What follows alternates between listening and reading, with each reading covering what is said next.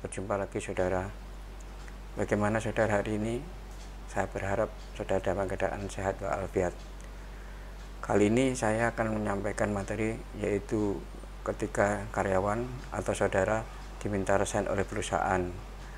Langkah apa saja yang harus kita lakukan bila mana saudara diminta resign oleh perusahaan. Sebelum memulai video ini, saya berharap saudara memberikan subscribe pada saya agar saya punya semangat lagi membuat video ini.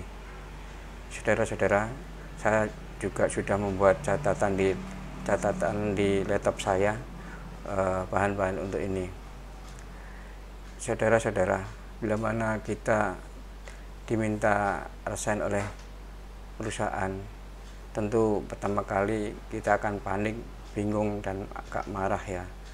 Tapi apa boleh buat bila mana saudara sudah diminta resign oleh perusahaan, walaupun saudara sudah punya alasan untuk menolaknya, tetapi kalau perusahaan sudah punya ketetapan untuk meminta saudara resign, ya mau tidak mau kita terima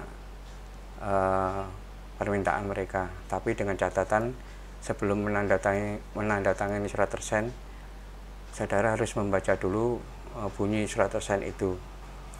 Setelah sudah membaca surat resign, kemudian saudara harus berpikir hak-hak saudara harus diberikan oleh perusahaan terhadap saudara. Hak-hak apa yang harus saudara terima tergantung kondisi saudara sendiri. Artinya di sini ada dua macam. Saudara diminta resign sebagai pegawai tetap, artinya saudara sudah menjadi pegawai tetap diminta resign oleh perusahaan. Kedua, saudara pegawai kontrak diminta resign oleh perusahaan. Bila saudara bekerja masih dalam taraf kontrak, hak saudara adalah ketika diputus kontrak oleh perusahaan, sisa kontrak itu akan dibayarkan oleh perusahaan. Misalkan saudara dikontrak 1 tahun, di tengah jalan saudara diminta untuk resign, misalkan 6 bulan bekerja terus diminta resign, maka sisa kontrak 6 bulan itu hak saudara akan diberikan oleh perusahaan itu.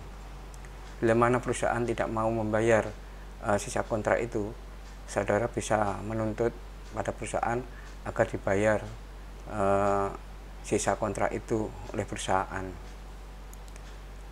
Bila mana saudara pakai tetap diminta resign oleh perusahaan, saudara harus minta hak saudara, yaitu masalah pesangon ini tergantung masa bakti saudara di perusahaan itu. Bila 1 tahun, pesangonnya 1 kali gaji ya. Kalau bila mana saudara 20 tahun masa kerjanya di perusahaan itu, maka 20 kali gaji dari yang harus dibayarkan perusahaan terhadap saudara. Ditambah lagi ada uang penghargaan masa kerja. Masa kerja uang pesangon untuk penghargaan ini adalah antara masa kerja 3 tahun sampai 6 tahun adalah 2 bulan gaji. Untuk 6 sampai 9 tahun 3 bulan gaji. Itu dan seterusnya. Patokan ini saya dapatkan dari Undang-Undang Ketenagakerjaan tahun sebelumnya, sebelum tahun sekarang ini. Jadi pasal 156 ayat 1 yang mengatur semuanya itu ya, masalah uang pesangon. Jadi untuk itu saudara, bila mana saudara mendapati surat resign dari perusahaan, diminta resign oleh perusahaan, tentu saudara akan mendapatkan hak-hak saudara yang mesti diberikan oleh perusahaan. Jadi saudara tolong diperhatikan hak-hak saudara itu, karena itu adalah hak saudara secara hukum yang harus diterima saudara.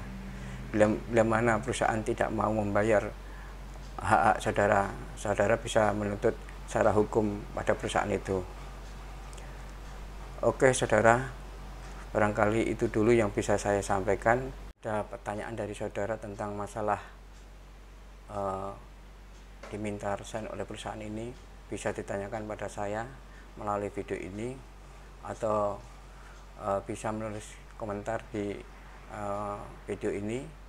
Nanti akan saya beri jawaban bila mana saya bisa memberi jawaban. Kalau belum bisa memberi jawaban, akan saya berikan di kemudian hari, karena saya harus mencari informasi yang lebih valid.